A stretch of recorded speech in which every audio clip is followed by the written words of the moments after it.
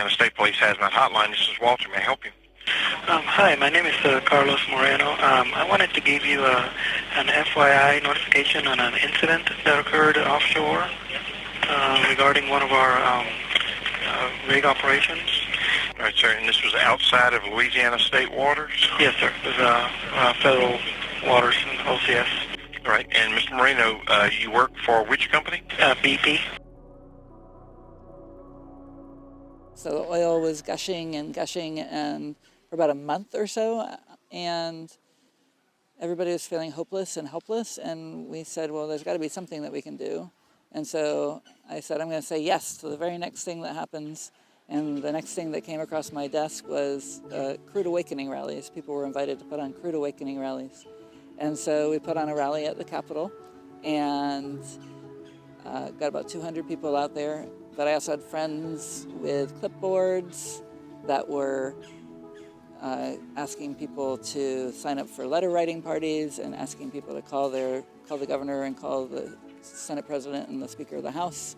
And as a result of that, and as a result of the letter parties that we had, we found that we could be effective by writing letters to the governor. And yeah, so once the oil spill kind of cleared up, stopped gushing, so to speak, we felt like we had built something. My name is Terrell Bowman. I am the co-executive director of ReThink Energy Florida. I joined the organization back in 2022 as part of the SEED project. I was the project manager, and I came aboard to help us understand the barriers and challenges to solar adoption when it came to LMI communities. This research project was funded in part by NREL, the National Renewable Energy Laboratory.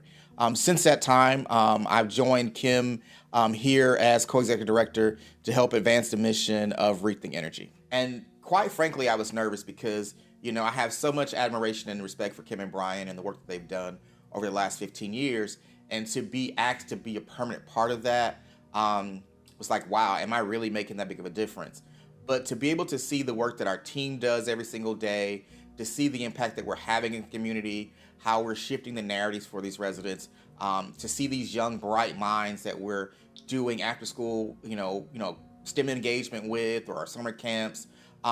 It's given me great pride to be able to lead this team into the future.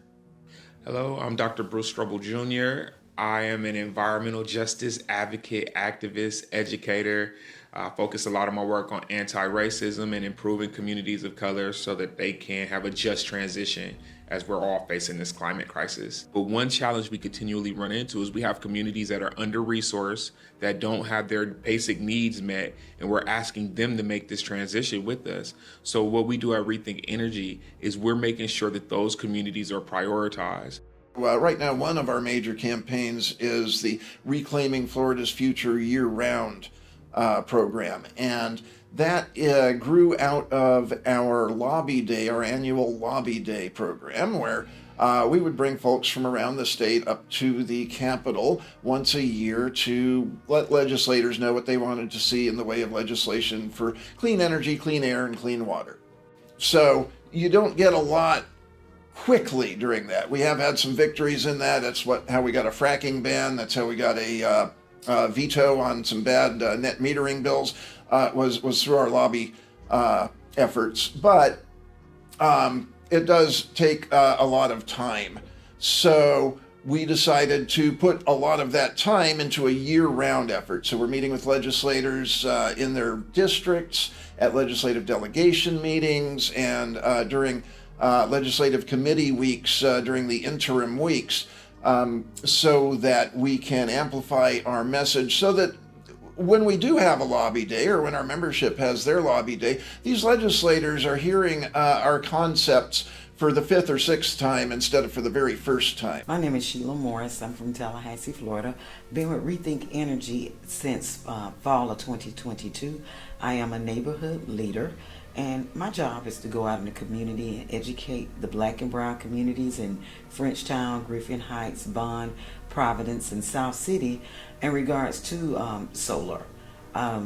Making sure they understand what solar is about, that we're not selling anything, but it's more like educating them and providing home assessments, attend community affairs, attend community-based organizations, community meetings such as your neighborhood associations and your farm shares. Okay, so Title I schools, they are the main ones who need these educational programs to support them.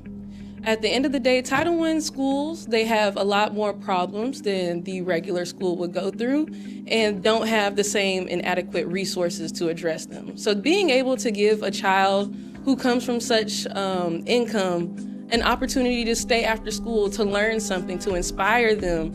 These low-income children, they're not here to be forgotten, but they are here to be supported. And if we support them in the right way, a lot of these children can go so far, but we need to make sure that they get the right support and the right resources. You do not have to be a scientist. You do not have to be an environmentalist. You just have to have a passion for people. Coming into this organization, I did not recycle. I was not a student in science.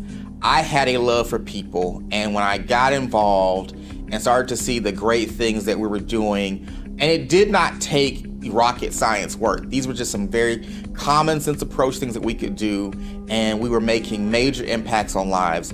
That is what you can do. Give us a call, volunteer an hour a week, an hour a month even. Give a few dollars here or there, because every single dollar makes a major impact.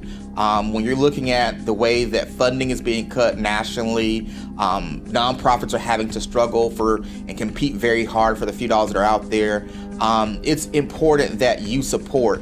I believe that you must support what you want to keep.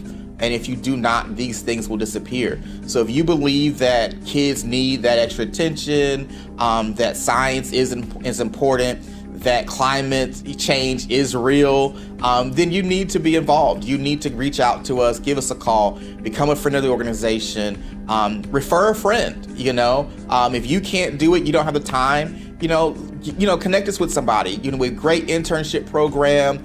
We love our volunteers. They become, family to us. So find a way to get involved. We can use you regardless of your skill set or time commitment.